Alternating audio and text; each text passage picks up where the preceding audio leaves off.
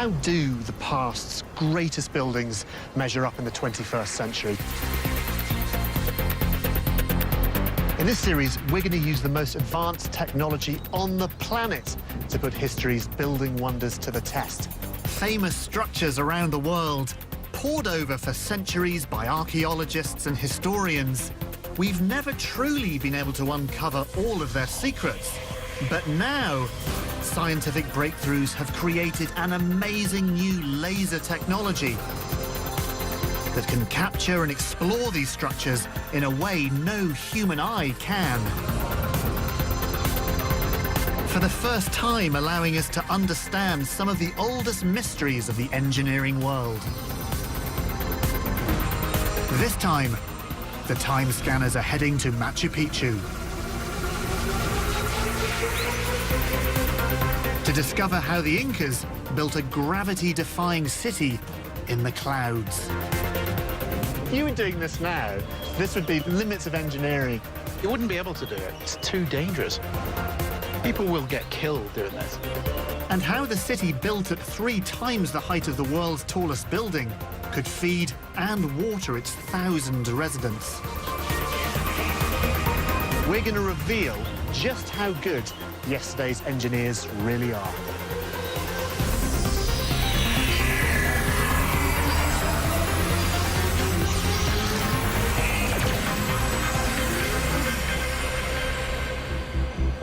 Peru, home to nearly 30 million people, many of them direct descendants of the Inca, one of history's most mysterious civilizations.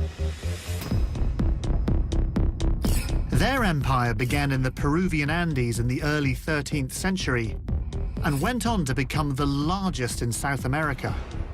At its heart was the historic city of Cuzco,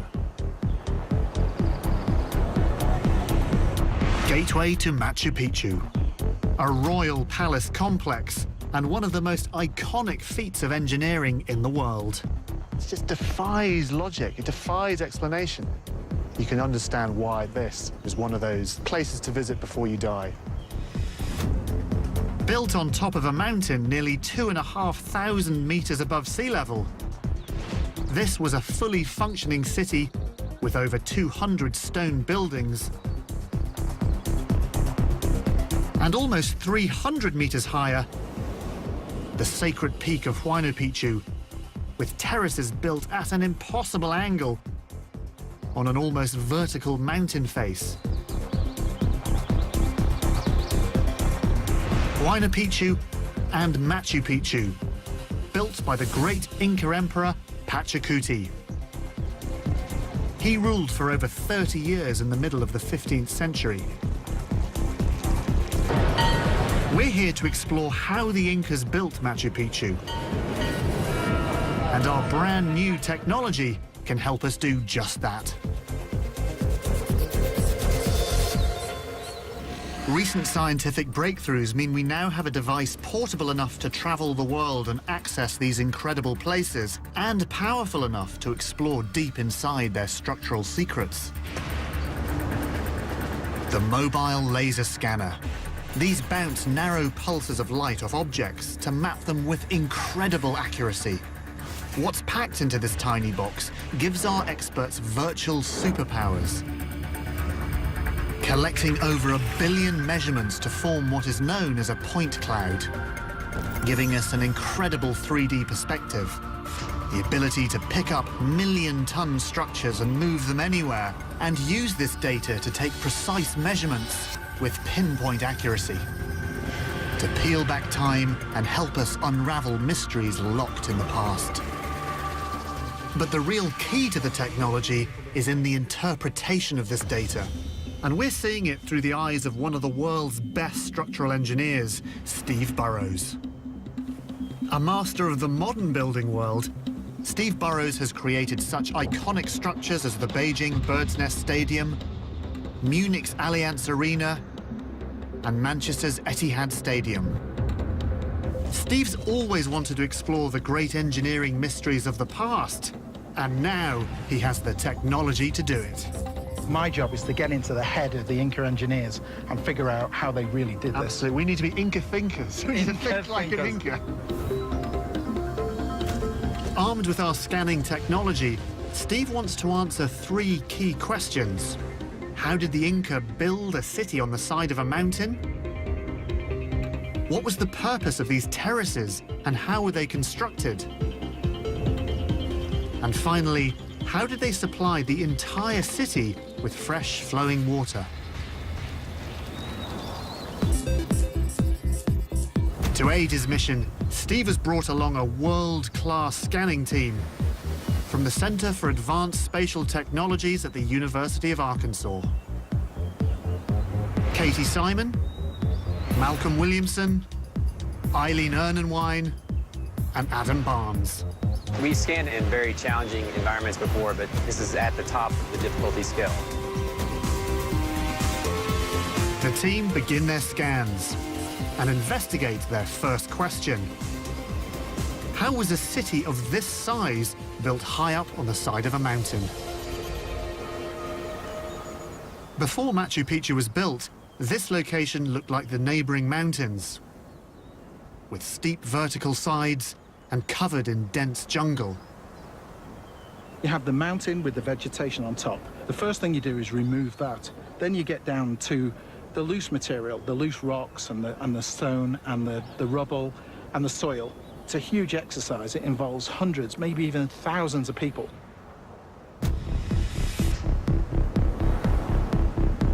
To unlock the secrets of this city's remarkable design, Steve thinks the clues can be found within the very rocks themselves. Every construction site in the world, we look at how much material we got to take out of the ground, and then we think about where we're going to put it. But the basic idea is exactly the same as the builders of Machu Picchu. To build a city in the sky, the Incas needed to take control of the mountaintops, leveling the peaks with terraces to create the foundation for their gravity-defying city. But where did they get the materials to do this?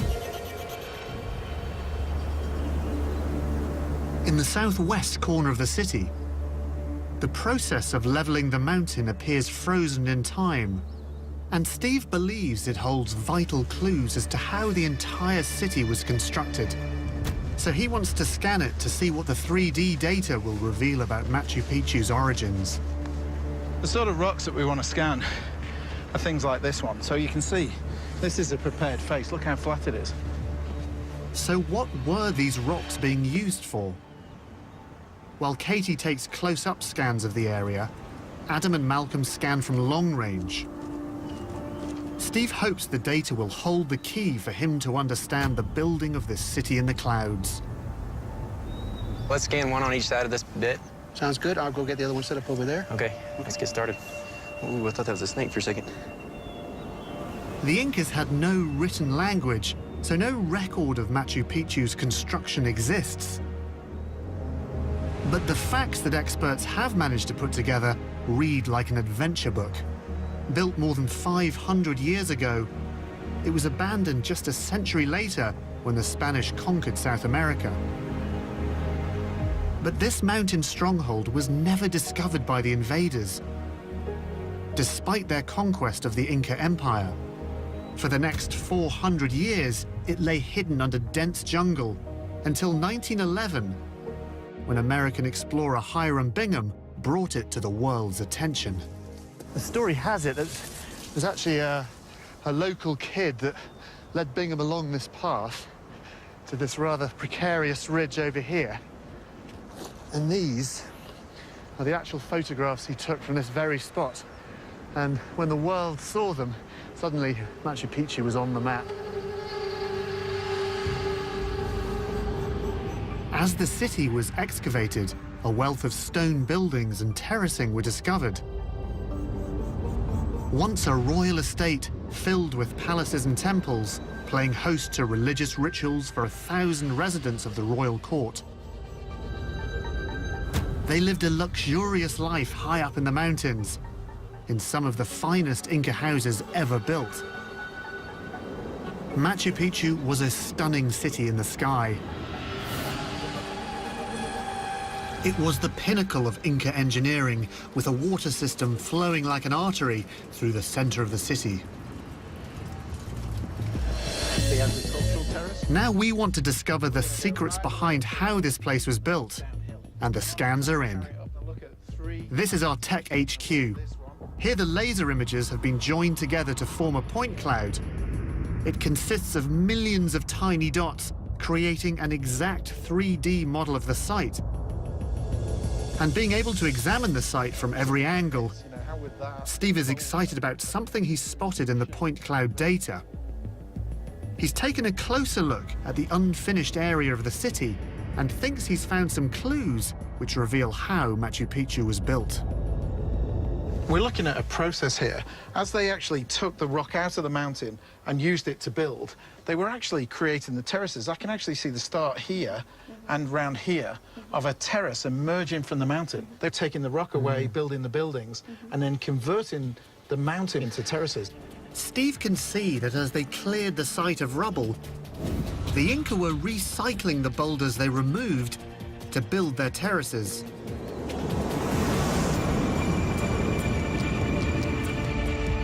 And our laser scans reveal the city under construction, showing how the Inca turned rocky hillsides into hundreds of terraces for their city. It's the perfect, efficient way of building, isn't it? Completely working with nature. Yeah.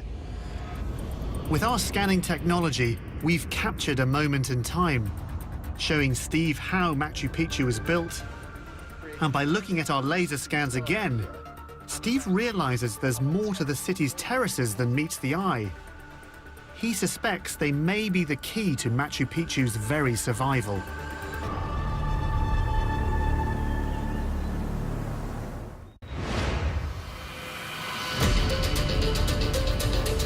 We're discovering the engineering secrets of Machu Picchu, a magnificent mountaintop city.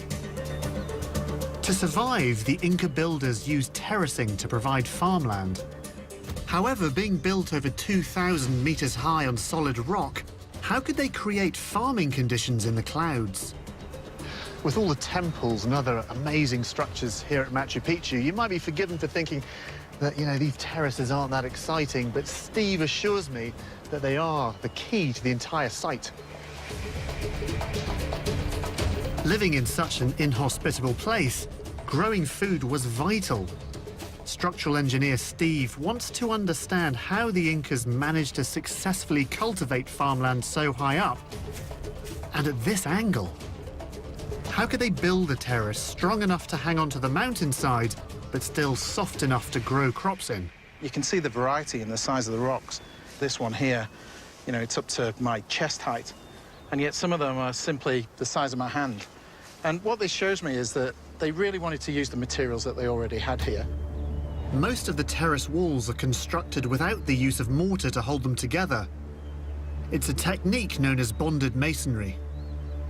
And each stone was selected with the utmost care before being set into the wall. They had men working on both sides of this wall, building alternately placed stones. This one, placed from this side like a wedge, simply banged in like this by a hammer on this side. And the alternate one, with its wedge shape here, banged in from this side here, creates a really strong wall. But Steve can only see what's on the surface. He needs to use our technology to go beyond what his eye can see and discover the underground secrets of Machu Picchu's terraces. Steve has enlisted the help of scanning specialist Dr. Eileen Ernenwine. She uses scanning technology called ground-penetrating radar, known as GPR. It sends out a pulse-based signal, giving us the ability to detect objects and formation changes below the Earth's surface. Steve hopes this will show him how the terraces are structured and what materials they're made from. Machu Picchu is like an iceberg. There's lots of it that's actually below the surface. And what we're trying to do with the GPR is to say, well, where's the rock? Where is the material that they started with? To find out how they made these farming terraces, we also need the special vision of our laser scans to add to the radar data. So we want really good dimensional data, and then really good face-on stone dating. I don't know how we can scan and detect any rocks down in the vegetation. If it was easy, everybody would have done it. That's right. That's why you get paid the big bucks. That's right.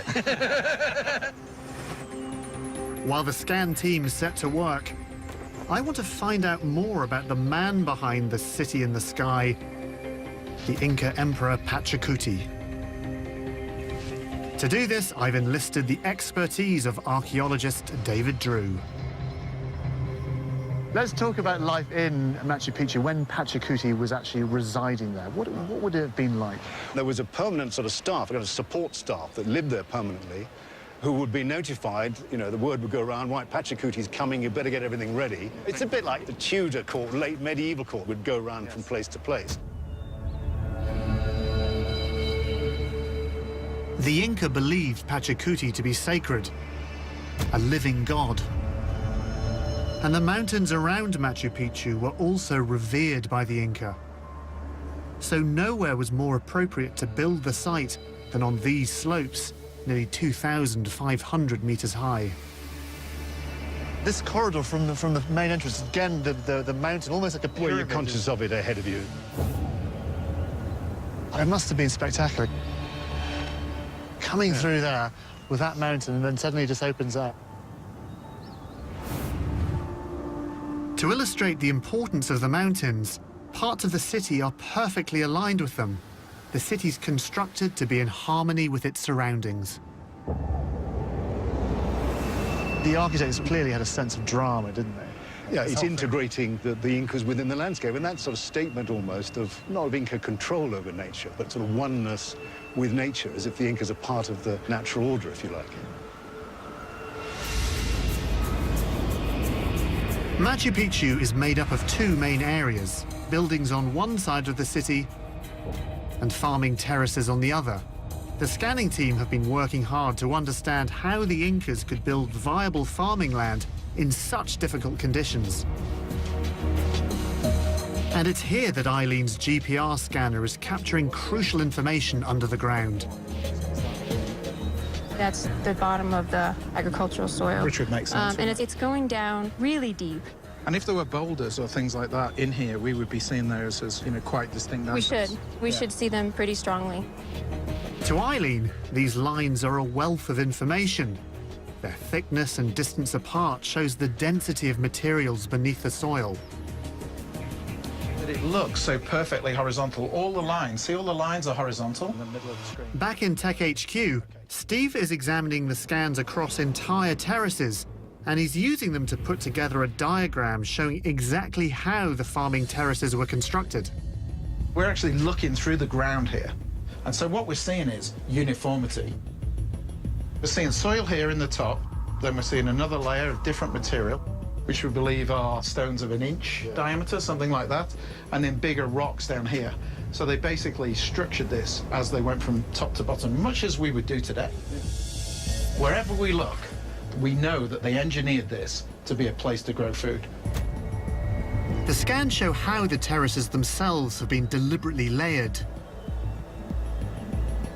So the ground is strong enough not to subside down the mountain's steep slopes, but also contains perfect crop growing conditions. Is the growing layer. And what happened was they structured this in a way that also enabled them to use water very efficiently. And by creating hundreds of these terraces from the very rocks of the mountain peak, the Incas could produce plenty of food to feed the Emperor Pachacuti and his royal court of up to 1,000 people on their staple diet of maize and potatoes. But what about the terraces on the other side of the city? Their location, so close to residential buildings, makes Steve think these may have been built for a different purpose. He's tasked Eileen to cross over and have a look inside them with her GPR. What I see are a lot of these large boulders under the surface. It looks like there's a lot more deeper down here. The early GPR data is showing how this terrace is completely different from the ones built for farming in the agricultural area. To reveal more, Steve needs to get a better look at the scans in Tech HQ. Once more, the team has been given a much better idea of what lies beneath the surface. Again, look really close, just really higgledy-piggledy. Yeah, completely different to the last ones. We don't see that distinct topsoil layer. Yeah. There's rocks right to the surface. It's a very natural sort of arrangement.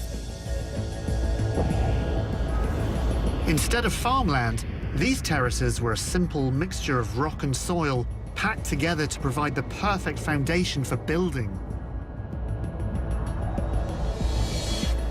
So not only did the Inca use clever terracing to grow crops, but they also used them to strengthen the sides of the mountain, which gave stability to the buildings above. What our data is showing us that we can now distinguish the usage of each individual terrace in Machu Picchu. We can. That's amazing. Yeah, we can. I mean, it's astounding. Yeah. Advanced building in an impossible location. Our special scanning is starting to reveal a stunning perspective on the engineering marvel that is Machu Picchu.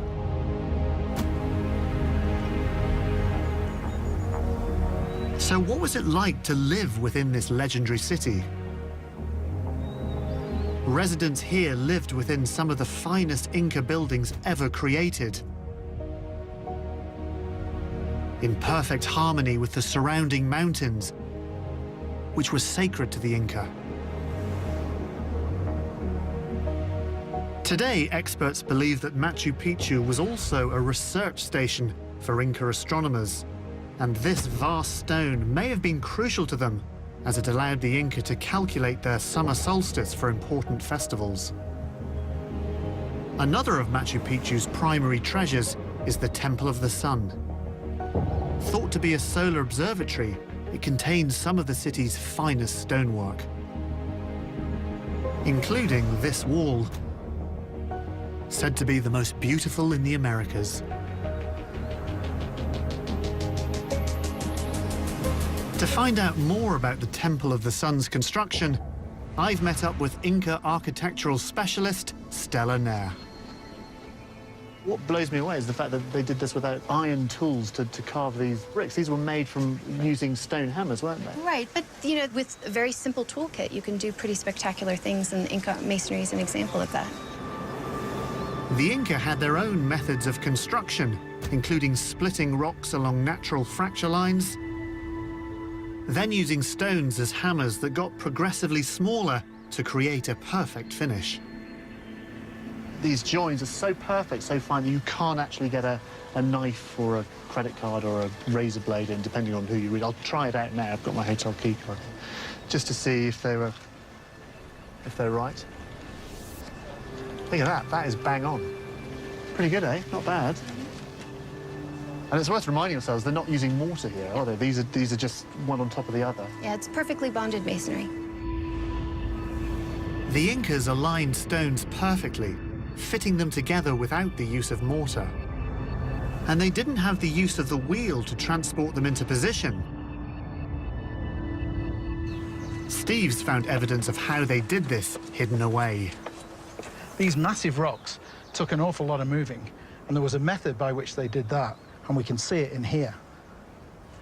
Underneath this massive stone is a stone that's been cut to a roller. So what they did when they wanted to move it sideways, they simply propped it in place, finished the bottom very flat, put the rollers under it, and rolled it into position. The Inca used a variety of transportation methods to move stones into place, going to great effort to build a royal court fit for their emperor and his entourage. But there's one part of this remarkable site that eclipses all others with its engineering mastery: the gravity-defying summit of Huayna Picchu.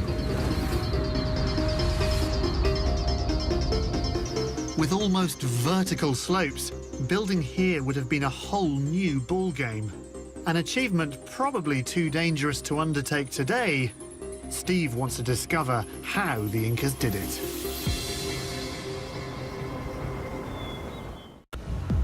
Structural engineer Steve Burrows is hoping that our special laser scanning technology will help him understand how the gravity-defying marvel of Huayna Picchu was built. For a man who deals in the modern building world, such a dangerous engineering challenge is fascinating to explore. How did the Inca, more than 500 years ago, produce such a marvel with just muscle power and simple tools? To answer this, Steve and the team are going to scan Huayna Picchu. They face a long and arduous journey to the summit, but there's no other way to get the vital scans they need. This is not the average day of scanning, no. Huayna Picchu's peak is 2,700 meters above sea level, nearly 300 meters higher than Machu Picchu below. From all the way up here, you get this brilliant sense of perspective. It's exactly like stepping back from the canvas, and suddenly Machu Picchu makes sense.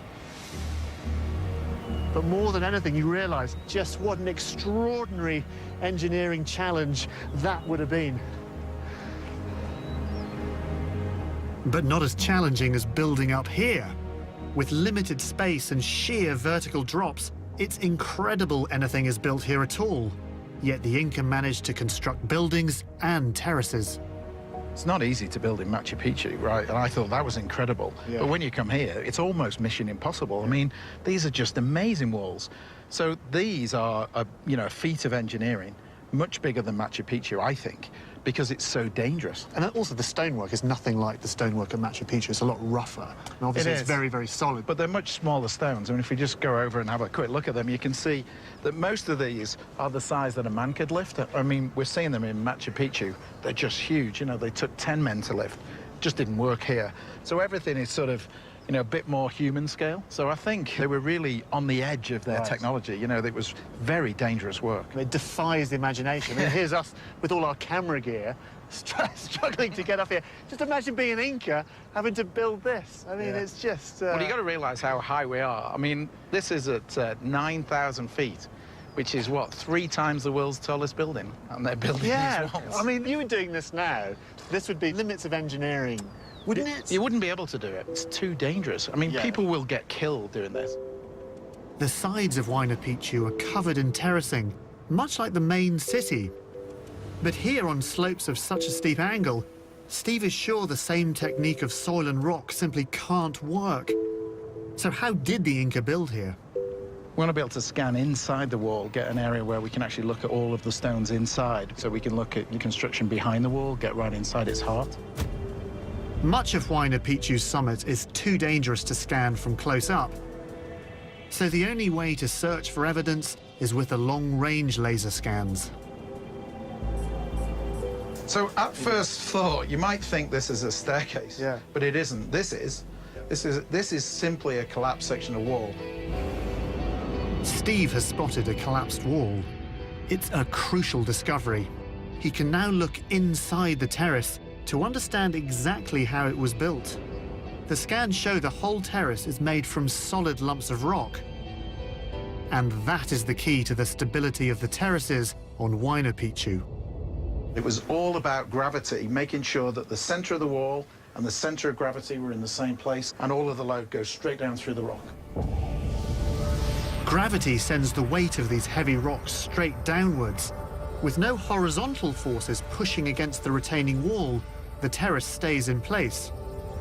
If this same terrace contained soil, like the much broader farming terraces below, it could never have stayed intact for 500 years.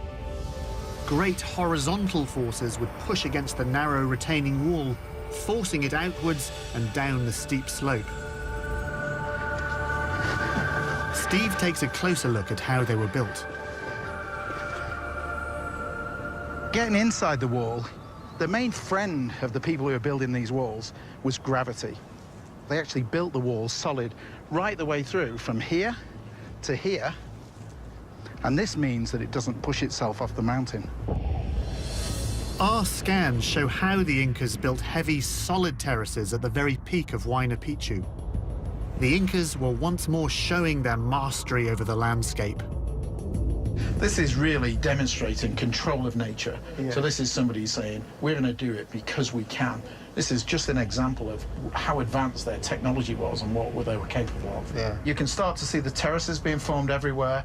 So they all look the same visually, but every single one was specifically designed for its location. We've seen how terraces were the key to the success of Machu Picchu's architects. But carving out land to hold up your buildings and grow crops does not make you self-sufficient. The Incas needed another crucial ingredient. Without it, life can't exist. The Incas had another problem to overcome before they could even think about building anything here, and that is they would have needed a fresh supply of water like this. Without it, Machu Picchu would never have happened. Part of the mystery of Machu Picchu is how the Inca could provide running water to an entire city on the top of a mountain. They would have needed a supply for up to 1,000 inhabitants. This wasn't just a basic well system. The Inca actually created plumbing for the whole settlement to access running water. To show us just how efficient that system was, I'm meeting Inca expert Peter Frost. Let's get some of that water. This is very good water. This is what they would have had to have done. That's pretty heavy.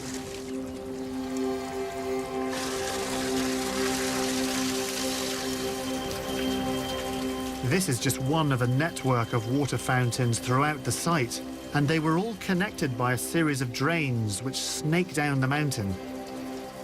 At the top of the mountain, the very first fountain flowed directly into the private quarters of the Emperor Pachacuti.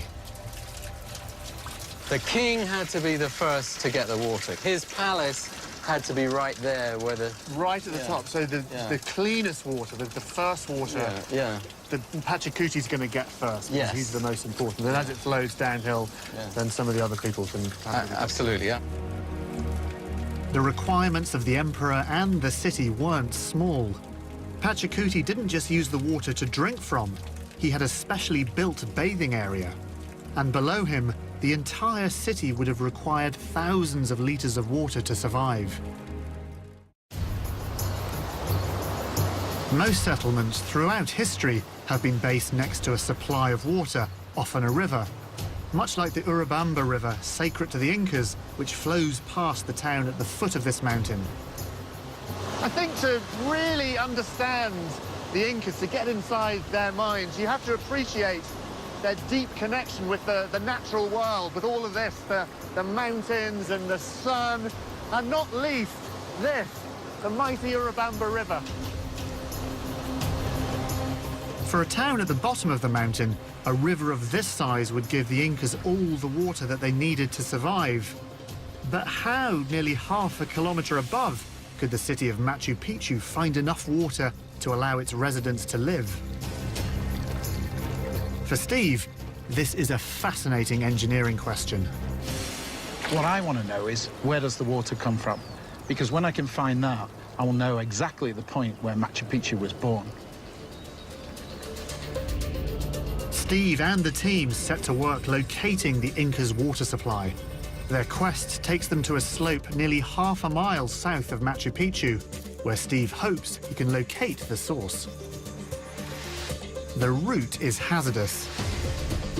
It isn't open to the public, and very few people ever make the journey. It's covered in dense vegetation, and machetes are needed to clear a way through. After the trek, the natural spring comes into view.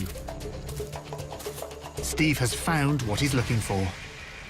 This is the start of the water source that serves Machu Picchu. I can actually see the water coming from a rock up there. If I remove some of this undergrowth, you can probably get to see it yourself. The water flows down here and into this channel and down into Machu Picchu. This is the reason Machu Picchu exists.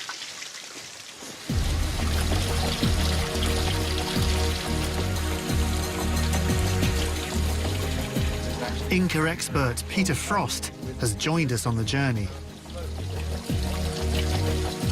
It's draining off a high mountain slope behind us, but more than that, you know, it's draining out of a fault in the rock.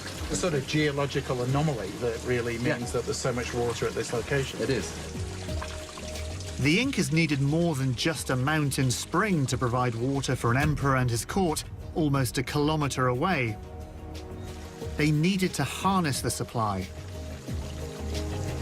To do this, they built a cistern to collect the water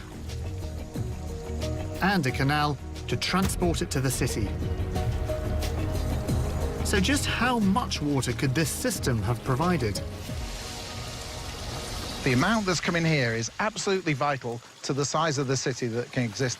What I want to do is see if we can actually find a way to assess the amount of water that was available to the people of Machu Picchu.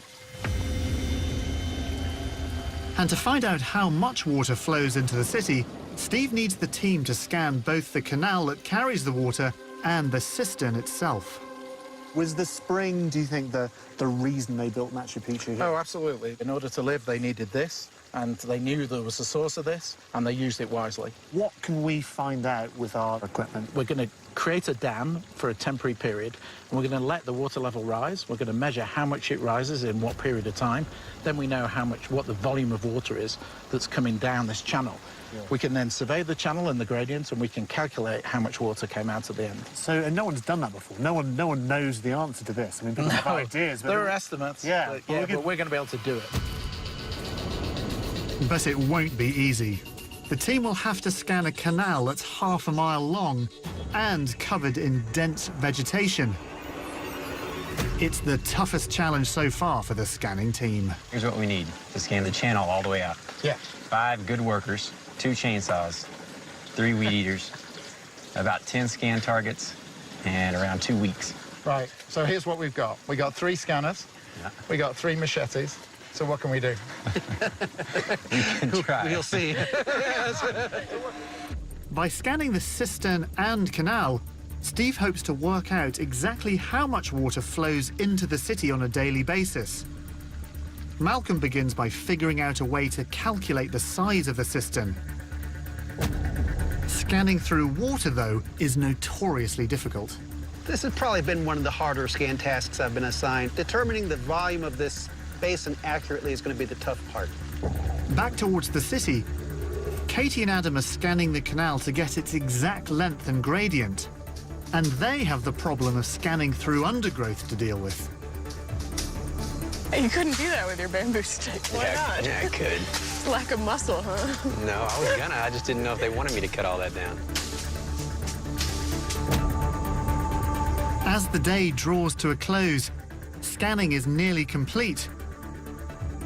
And Steve catches up with the team to see how they've done. Hey, Adam, so you accepted Mission Impossible and then went and did it? It has been accomplished. The team has managed to scan the entire water system. With this data, Steve now hopes to calculate exactly how much water was available to the Incas for their city in the sky.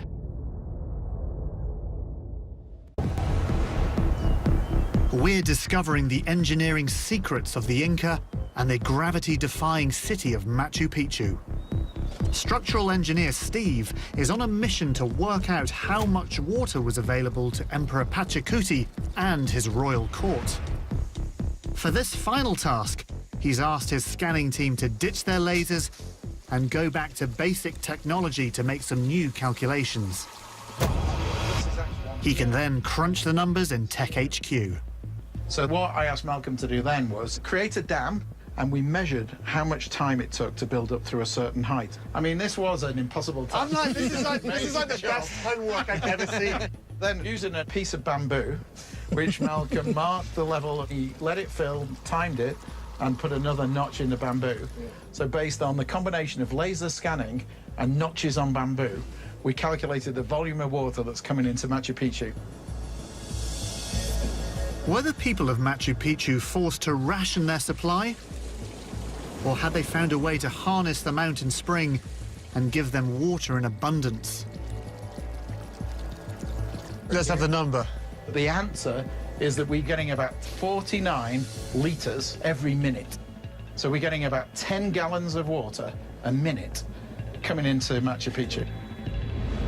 Incredibly, our data shows that in the rainy season, There's around 70,000 litres of water flowing into Machu Picchu every day. For a population of 1,000, that's over 70 litres per person. Today, we use around 50 litres per person per day. So Steve thinks the Incas had plenty for their needs. We don't know whether Pachacuti liked a bath or a shower or turn the tap off when he was doing his teeth, But we know how much water they had to start with. The canal system is one of the Incas' greatest engineering achievements. With the individual scans now joined together, despite the data being patchy because of the dense vegetation, Steve can follow the path of the water as it snakes from almost a kilometre away right into the heart of the Inca mountain city. This wasn't a simple exercise. To keep the gradient as constant as possible, they had to follow the mountainside, and so they were constantly going through the undergrowth. Just looks like a giant snake. Our scans show that from leaving the cistern to reaching the city, the canal's elevation drops by nearly 16 metres. So now we've stopped all that snaking. Let's follow it right down to fountain number 1. there it is. With an Inca would have had that really high-quality water. From leaving the dense jungle to reaching the first water fountain, the canal's elevation drops further still, allowing the water to flow into the city slightly faster. This shows just how precise Inca engineering really was. Any steeper, and the water would burst its banks. Any shallower, it would flow too slowly and never reach the city. Despite the immense effort of building this place, life ended here very abruptly. Within a century of the first stone being laid, the whole place was abandoned, consumed once again by the forest, and hidden from the outside world for almost 500 years.